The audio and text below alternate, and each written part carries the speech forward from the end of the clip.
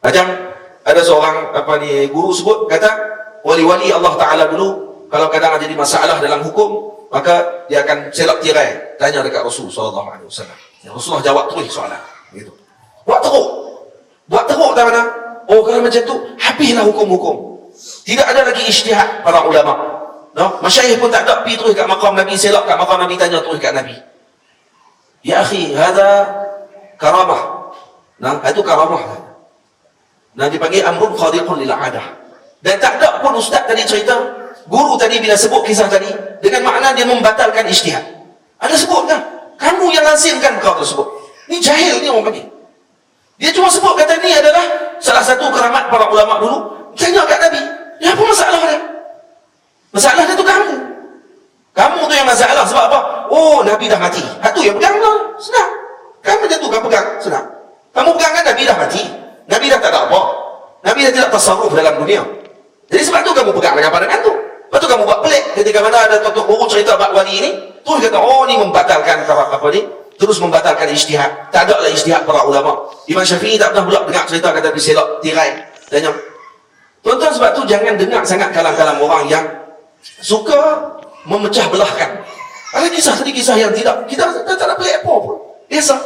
Tuan-tuan pernah dengar cerita Al-Imam Ar-Rifa'i radhiyallahu anhu pergi ke makam Nabi, keluar tangan Nabi daripada makam, salam dengan Imam Rifa'i. Itu macam mana? Dan ini mutawatir. Ditulis kitab oleh Imam Suyuti, ditulis kitab oleh para a'immah, kisah berkenaan dengan keluarnya tangan Nabi daripada makam bersalaman dengan Al-Imam Ar-Rifa'i radhiyallahu anhu. 500 tahun setelah Nabi SAW wafat, keluar tangan Nabi dan dilihat oleh orang yang berada di Madinah pada ketika tersebut. Saya ada cerita dalam ada satu kuliah saya cerita. Saya baca kisah itu pada awal sampai habis. Kisah itu disebutkan oleh ulama, dan kisah itu kata ulama ini antara karamat yang mutawatir. Siapa yang ingkar keramat tersebut, ini orang gila. Itu dia. Kalau ada orang ingkar keramat itu, alhamdulillah tak ada sampai Allah, tak ada siapa pun ingkar. Tak ada siapa. Saya kok Wahabi pun tak ada keluar kata apa ada cerita apa pula, tak ada seorang pun. Tak ada siapa pun berani kata apa. Sebab apa, kenapa tak ada kata? Sebab ulama semua pakai tulis kitab pasal kisah itu. Dan dia kata kisah itu mutawatir. Ratusan orang tengok tangan Nabi keluar daripada makam. Ratusan orang tengok pada zaman tersebut. Dan diceritakan ada masyayikh pada zaman tu, kalau bawa pergi jumpa, disuruh pergi salam. Dan ada seorang syekh ni tu, tua duduk dalam majlis ni. Seorang, dua orang, tiga orang, pergi salam. Cium tangan, salam cium tangan. Jadi apa dia kata? Ayah dia kata apa? Ni kamu nak tahu, itu tadi yang kita salam tadi ni, itu orang yang pernah hadir bersama di dalam masjid Nabi, waktu keluar tangan Nabi salam dengan Imam Rifa'i. Sampai macam tu sekali. Siapa yang ada waktu tu pun semua dimuliakan.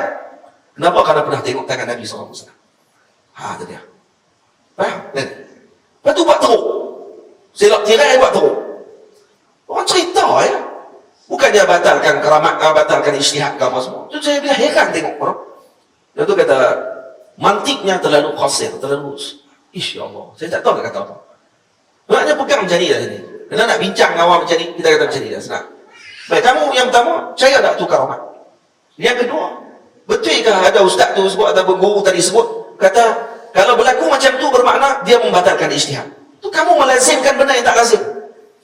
Kamu melazimkan benda yang tak lazim. Kamu lazimkan kalam orang yang perkara tadi, kamu yang mendakwa perkara tersebut. Pada orang tu tak sebut pun macam tu. Dia jahil.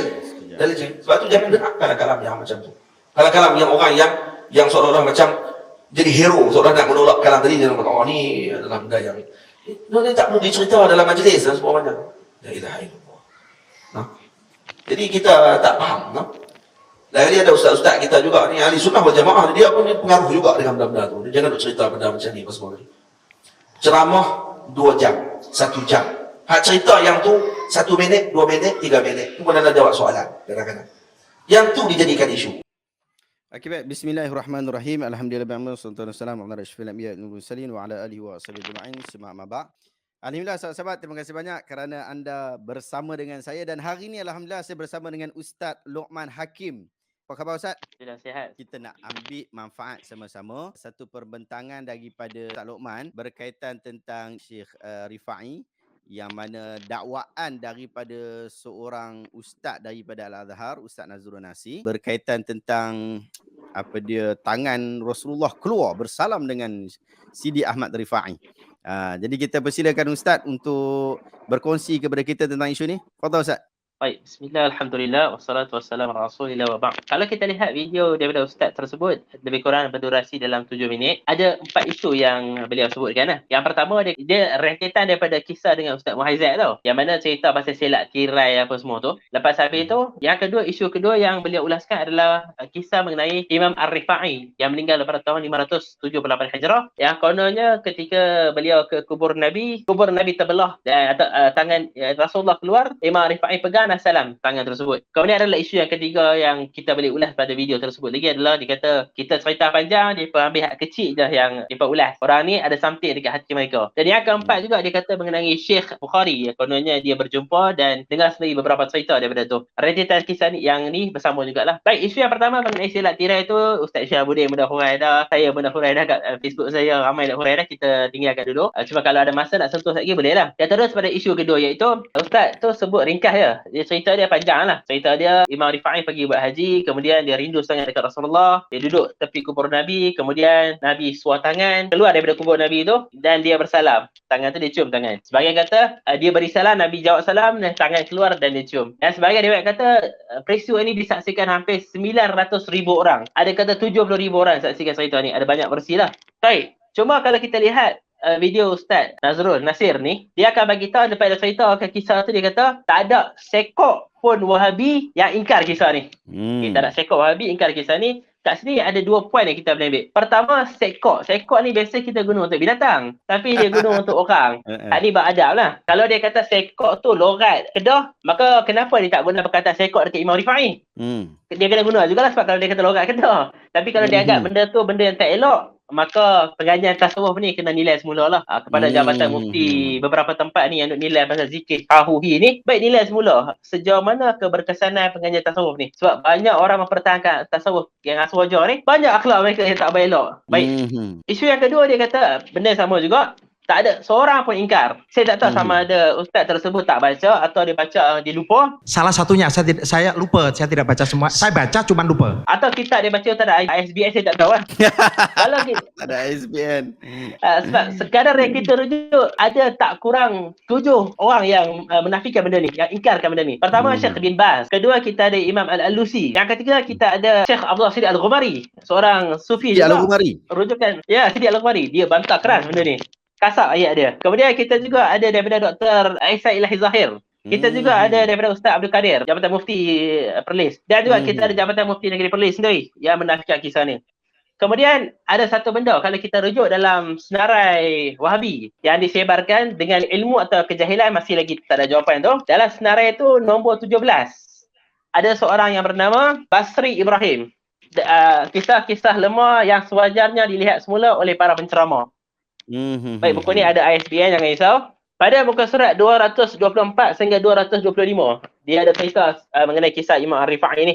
Dia cerita secara ringkas. Kemudian bantahan dia tu pada pertama sekali dia datangkan daripada Jawatan Kuasa Penyelidikan Ilmiah dan Fatwa Kerajaan Negeri Saudi. Kan dia kata tak ada sekok Wahabi yang ingkar, ni negeri Saudi yang fatwa terus yang ingkar ni. Baik. Pada asalnya orang yang telah mati atau seumpamanya tidak lagi dapat bergerak dalam kuburnya bagi menghulurkan tangan atau lain-lain.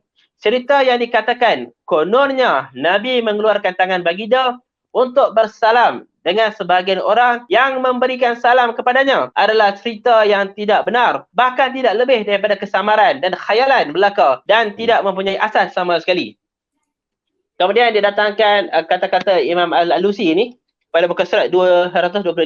Segolongan pakar sejarah yang melibatkan mazhab yang berbagai telah menjelaskan tentang sejarah hidup Imam Ar-Rifa'i. Kalau kita lihat Imam Ibn Katsir 774 Hijrah dalam Bidayah wa Nihayah, kita lihat Imam Az-Zahabi yang meninggal pada tahun 748 Hijrah dalam Syiar A'lam Nubala, atau Imam As-Subki dalam Tabaqat. Mereka ni semua cerita pasal biografi Imam Ar-Rifa'i. Dia kata dia ni bagus, dia ni zahid, zuhud, apa semua ni, tapi tak bawa cerita ni pasal kubur ni. Itu yang cuba disampaikan oleh Imam Al-Alusi. Dia kata mereka tidak pernah mengemukakan kisah di atas. Andai kata cerita ini adalah benar, tentu dinakalkan kepada umum kerana ia melibatkan satu peristiwa yang besar dan pelik yang menakjubkan. Kalau ia merupakan sesuatu yang wajar disebarkan kepada umum, namun tidak ada seorang pun di kalangan tokoh ulama yang mempercayainya, yang menceritakannya, Sebaliknya, yang mengemukakannya hanyalah terdiri daripada para dajjal dan penyesat. Allah, Tidak yes, tamam. diragui. Tidak diragui. Ia hanyalah pendustaan dan pembohongan belaka yang datang daripada pembohongan dan pendusta syaitan. Ni kata beliau. Kemudian beliau ada datangkan lagi lah beberapa hujah yang lain. Antara hujahnya, ada sahabat Khulafa'ir Rasyidin yang lebih dekat dengan Nabi, tapi Nabi tak pernah pergi belah kubur nak salam dengan dia ni. Baik, jadi itu bantahan yang pertama. Jadi adalah orang yang bantah, jadi bukan tak ada. Okay, yang kedua dia kata kisah ini kisah mutawatir. Saya tak tahu sama ada kisah mutawatir. Kalau mutawatir kita rujuk Ibn Salah nomor 43 Hijrah, kita rujuk Taribur Rawi oleh Suyuti Sini 9 Hijrah, kita rujuk kitab Imam Nawawi sendiri nomor 43 Hijrah. Kita akan jumpa mutawatir ni setiap tabaqat dia ramai. Termasuk juga statement yang dikeluarkan oleh Jaki sendiri bahawa bila sebut mutawatir ni setiap tabaqat kena ramai. Jadi kisah ni dikatakan yang melihat tu ramai yang lihat. Tapi datang pada Imam ini jarak masa lebih kurang 300 tahun. Sebab Imam Ar-Rifa'i meninggal pada tahun 578 Hijrah. Suyuti meninggal 911 Hijrah. Lebih kurang ada 300 tahun. Sekurang-kurangnya kena ada 4 atau 5 orang perawi dekat situ. Mana 4 atau 5 tabaqat yang mutawatir tu? Kita bukan mutawatir sekadar ini. Ya, ada putus. Sanad tak ada.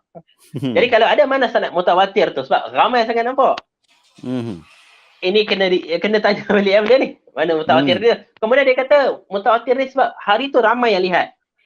Kita tertanya juga zaman tu ada skrin besar ke? Sebab kita nak pergi tengok jenazah pun dalam 20 orang duduk dah tak nampak kubur dah. Macam mana puluhan ribu orang boleh pergi tengok tangan keluar tu. Macam mana kok ada skrin yang berat 900 kg ke? Macam mana kita nak tahu benda ni? Kok ada? Betul. Baik, kemudian satu lagi persoalan ni logik lah. Biasa kalau tanam ni dalam kubur ni lebih kurang 5 kaki. Tangan Nabi ni takkan panjang sampai 5 kaki. Takkan Nabi suar tangan keluar. Lebih kurang lah takkan panjang lagi tu nak keluar pada kubur. Kan Nabi berdiri. Atau kubur tu jadi mendap ke macam mana? Betul. Walaupun sebahagian orang kata kisah ni sahih tapi itu klaim sahih. Bukti tak ada. Ada sebahagian yang klaim. Tapi dia tak bawakan bukti untuk sahihkan kisah ni, jadi kita kena tolak. Baik, itu bantahan pertama mengenai Imam Ar-Rifa'i.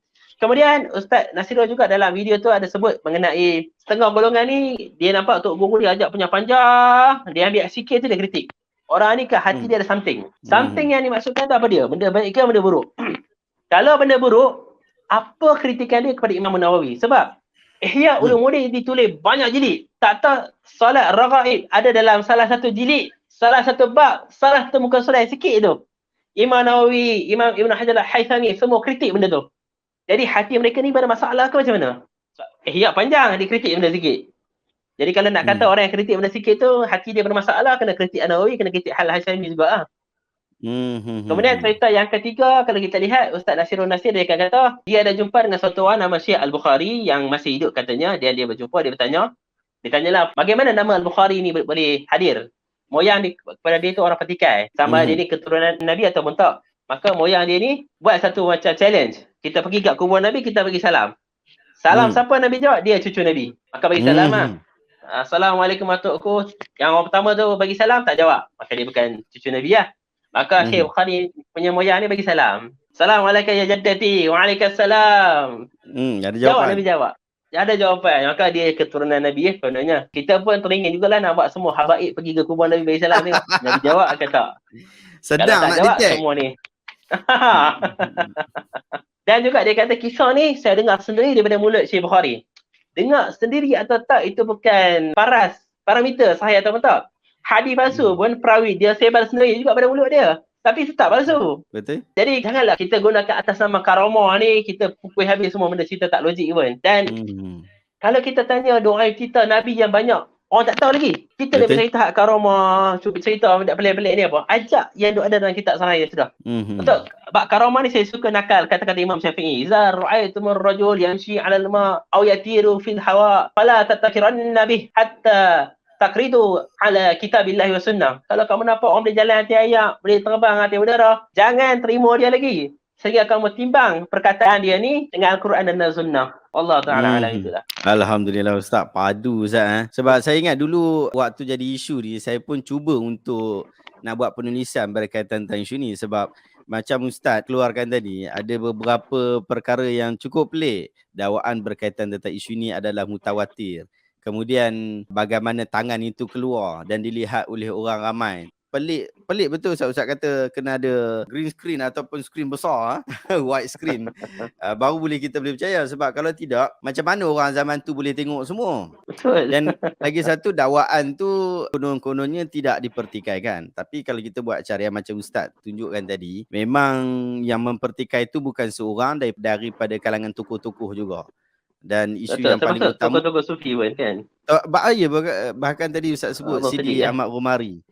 Sidi Ya, Ahmad Rumari, kalau sahabat-sahabat tak tahu, ini adalah tokoh sufi besar pada ahli hadis yang dia memberikan kritikan terhadap isu ni. Menarik perbincangan berkaitan tentang isu ni Ustaz. Kemudian pesulap hitam dia kata, di awal video berkenaan Ustaz Nazrul Nasir ada ceritakan berkenaan kaedah selak tirai untuk mengetahui kesahihan sesuatu hadis. Adakah ada ulama-ulama hadis menggunakan kaedah berkenaan, maksud kaedah selak tirai? Baik, itu jawab jugalah. Kita ambil daripada asalnya ni. Asalnya ni, cerita dia ni, ada sebahagian ustaz kata bahawa kalau ada perbincangan di kalangan ulama' ni, maka tak jumpa jawapan. Maka ulama' ni akan selak tirai, tanya direct kepada Rasulullah. Wahai Rasulullah, apa hukum dia? Nabi akan jawab halal, haram, makruh. Nabi akan jawab. Pertama sekali kisah ni nak tahu berlaku dekat mana, siapa ulama'-ulama' duduk dalam situ. Nama-nama mereka ni. Sebab kita saya kitab-kitab sirah ni langsung tak jumpa mana-mana imam pun. Baik, itu yang pertama. Kemudian, kalau kita lihat, sebelum kita nak pergi ke ulama' hadis ni, kita pergi ke sahabat Nabi dulu. Dalam sirah. Antara terjemahan terbaik pada Rahiful Maktum adalah terjemahan yang dibuat oleh Ustaz Syihabuddin. Alhamdulillah. Baik, saya baca banyak terjemahan. Jadi yang terbaik adalah Ustaz punya. Yang paling hampir lah dengan kitab asal tu. Baik. Ada kisah mengenai Bani Khuraidah. Panjang cerita dia ni. Nanti mungkin Ustaz Syihabuddin ataupun boleh rujuk saya pada kitab tu. Nabi akan berkata, la yusalli yanna hadukum illa fil Bani Khuraidah. Janganlah kalian solat asar melainkan bila tiba di Bani Khuraidah. Maka sahabat pergilah nak ke Bani Khuraidah ni, masuk waktu asar. Bila masuk waktu asar ni, sahabat ada dua kelompok. Satu kata kita solat dulu, kemudian kita pergi. Sebab arahan Nabi agar kita segera pergi. Kelompok kedua kata tak. Kita pergi terus. Nabi kata kita solat asar ke Bani Khuraidah. Kenapa sahabat nak beza pendapat? Sahabat boleh bawa tirai, gantung tirai, silap tirai. Wahai Rasulullah, apa maksud yang kau beritahu tu? Kemudian dalam tafsir ni ada banyak khilaf. Ada kata salah satu kuruk ni masuk sekian. Kenapa dah ada khilaf? Yang khilaf ni pula imam-imam besar. Selak tirai, tanya, wahai Rasulullah, salah satu kuruk ni masuk betul apa dia? Settle masalah. Jadi semua akan dapat jawapan yang sama. Ulama hadis susun kitab ilal. Bermula ilal Tirmizi, ilal Daruqutni, Risalah Abu Dawud, ilal Ahli Makkah. Banyak ni. Yang zaman terdahulu ni, kaedah-kaedah hadis ni, tak ada satu pun kaedah yang kata silap tirai. Jadi ulama tak pernah guna kaedah silap tirai untuk nak mensabitkan hadis.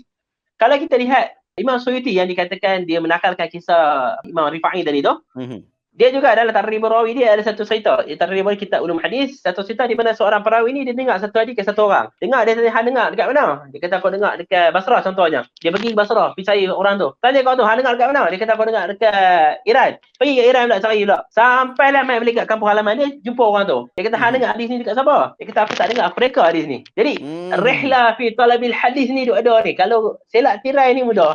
Tak perlu ada benda ni semua. Jadi benda ni memang tak masuk akal. Tak ada asas. Allah Ta'ala baik. Kalau kita terima kaedah apa dia selak tirai ni, hancur ilmu hadis tu. Dakwaan tu memang kuat sebenarnya. Kalau nak kata dakwaan ada ulama yang selak tirai untuk selesaikan satu-satu masalah. Memang dakwaan tu kuat, tapi dia kuat hanya pada satu kumpulan saja, iaitu kaum sufi. Sebab tu dia ada fiqh untuk mensahihkan hadis menurut sufi. Saya ada baca tu, ada tokoh hadis Malaysia yang tulis berkaitan tentang isu berkenaan. Saya tengok merapu kan. Dia boleh mensahihkan hadis ataupun tidak mensahihkan hadis berdasarkan selak tirai tadi. Kemudian mimpi. Mimpi, bahkan boleh pula apa dia, orang tunggu Ustaz, aku nak pergi semak Ustaz. Apa yang Nabi SAW kata macam ni. Kalau benar itu berlaku, tak berlaku khilaf pada zaman sahabat Nabi ya. Sebab kita ni, kita beranggapan bahawa kita ni bukanlah lebih baik berbanding pada para sahabat radhiyallahu anhum ajma'in. Tapi zaman sahabat pun berlaku khilaf sampai perang Ustaz lah. Perang, betul. Perang Siffin, perang Jamal. Tak ada selak tirai. Betul, tak ada selak tirai. Patutnya dia Ali bertemu dengan Aisyah, kata kita tunggu Ustaz. Kita selak tirai dulu, kita tanya Nabi, siapa betul? Hang ke aku yang betul? Kan ikut fatwa Nabi lagi senang daripada ikut fatwa hang ataupun fatwa aku. Muawiyah tak payah nak berperang dengan Ali, tak payah nak isu Osman kena bunuh ke apa, tak payah. Kita tunggu Ali, jom kita makan kedai kopi, kita sembang. Kita sembang ni, kita tunggu tunggu Rasulullah bagi putusan nampak. Tapi ia tidak berlaku. Ia tidak berlaku. Dan oleh sebab itu, sebab Rasulullah tidak hadir seperti itu, maka berlakulah perkembangan ilmu sehingga kita hari ini dapat berbangga dengan wujudnya ilmu hadis. Alhamdulillah. Jadi, siapa yang bawa dakwaan-dakwaan pelik macam ni, insya-Allah Ustaz Luqman akan bantai insya-Allah. Ada satu lagi ceramah Ustaz Nazrul tentang pedang Nabi ke atau pedang Saidina Umar, saya tak pasti. Yang beratnya berpuluh kilo. Benarkah kisah ini? Sahabat-sahabat, yang penting kita dalam perbincangan ini bukan kita nak pergi kutuk Ustaz Nazrul Nasir, tetapi secara berbetulan dia menyebutkan kenyataan itu dan ia telah menjadi viral. Jadi kita bincanglah isu ni dan anda tanya ni pun bukan kita nak jatuhkan siapa-siapa. Ustaz, macam mana keadaan ini? Ustaz, komen sikit. Sebenarnya dia ada satu video lagi dia betul kan, katanya tersilap baca kitab, tersilap cetak apa semua ni. Tapi berat yang dia nyatakan tu, orang yang tengok ni saya heran lah. Kadang-kadang kita apa saja gugur ni kita ambil. Janganlah ambil kutip apa saja gugur. Tengok sama kutip monyet dia kok. Kalau buah tak apa lah. Semua nak kutip. Asal Ustaz kata kita kutip bahaya ni. Jadi bila dia kata berat 900 kg ke saya tak ingat. 900 kg. 900 kg ya. 900 kg tu. Kemudian dia buat ibarat kata forklift boleh angkat barang. Ferry boleh duduk atas ni. Hak tu memang adat dia macam tu. Burung adat dia terbang. Ikan adat dia dulu layak. Jadi jangan kita ambil hukum adat yang lain kita letakkan dekat kita. Tak kena benda tu. Jadi kalau betul kita nak minta kesahihan benda tu. Dan kalau betul pun apa faedah dia benda tu? Betul. Okey, dan sebenarnya sebelum nak sebar ni kita semak dulu. Buat study dulu. Itulah komen saya, benda tu tak betul lah. Sebab benda ni betul-betul bercanggah dengan akal lah kita katalah. Dia kalau nak kata kita mesti percayalah sebab ni tak mustahil sebab karamah. Benda ni mungkin kita boleh percaya sekiranya datang daripada nas yang sahih ataupun asar yang sahih. Sekarang ni asar yang sahih pun tidak, dia pun sendiri keliru dengan kitab yang dia rujuk. Dia pun confuse sebenarnya dalam video penjelasan dia balik tu, dia pun confuse. Dia pun confuse dengan kitab ni sebut lain, kitab ni sebut lain. Dia pun pening. Dia pening sekali. Kita pening lagi banyak. Kita pening pun banyak kali juga kan. Tapi itulah kenyataan yang berlaku Ustaz. Keadaan dia mudah kalau dia kata saya tersilap, saya mohon maaf. Kata. Tapi ni ada sahabat kita komen, tapi dia kan Syekhul Azhar. Macam mana Ustaz? Hak ni juga daripada Al-Azhar ni, Ustaz Basri Ibrahim ni daripada Al-Azhar juga. Dan adalah tersebar dia punya keputusan. Lepas itu tak tepi lah. Yang keluar Azhar ni banyak. Tapi tak pernah lagi orang tanya Azhar yang mana. Melainkan seorang je yang tanya Azhar mana kan. Apa tak relax Ustaz? Jadi bukan kata Azhar tu mesti dia betul lah. Jadi bukan kata Azhar, mana-mana universiti pun dia tidak menjamin orang tu betul. Dan dia bukan Syekhul Azhar lah. Ustaz Syekh Budi punya Syekhul Azhar juga kalau gitu. Ustaz Nazrul ni saya sampai di Al-Azhar Mesir, waktu tu dia masih lagi tak habis mengaji. Dan waktu saya habis mengaji pun dia pun tak habis mengaji lagi. Jadi kalau nak kata, bukan isu apa, bukan saya nak jatuhkan siapa, tapi kalau kata nak letak Syekhul Azhar tu tak padan lah. Baik letak kawan dia tu, Ustaz Hairul Nizam yang baru ni jadi isu apa, Nabi dapat wahyu 30 juzuk sebelum dihembuskan ruh kepada Nabi Adam. Yang tu lagi okey lah pada saya lah. Beliau tu nampaklah mengaji juga. Pergi masuk Master Al-Azhar pun padu juga kan. Nampak mengaji. Tapi kalau pada Ustaz Nazrul Nasir, saya tak menolak keilmuan sesiapa pun. Tapi kalau nak kata dia itu adalah Syekhul Azhar, tak kenal sangat ni. Azam Jusuf, maaf tanya, istilah silat tirai ni betul-betul silat tirai atau perumpamaan kepada sesuatu perbuatan sahaja? Kalau kata perumpamaan, dia kena jelaskan perumpamaan apa. Sebab nahnu nahkum bi zawahir wallahu tawalla bi sarair. Kita hanya ukur daripada apa yang zahir dia sebut. Kalau ada sebaliknya, dia kena cerita lain lah. Dia kata silat tirai tu maksudnya silat kitab. Dia kena beritahu silat kitab. Dia tak apa kalau silat kitab tu tak perlu nak bincang dah lah. Muzakarah tu Nabi bagi tahu sendiri kan. Kalau ada tak ada masalah. Kalau kata ada istilah lain seperti nak rujuk kitab ke rujuk fatwa ke rujuk orang lain, ya kita setuju. Tapi kalau kata silat tirai dengan maksud zahir dia, kita tak setuju. Ni tengoklah dia punya pengucap tu apa dia punya takkid dia tu. Dan sampai ke sekarang dia masih diam lah. Baik, Allahuakbar. Setakat ni masih tak ada kata apa kan.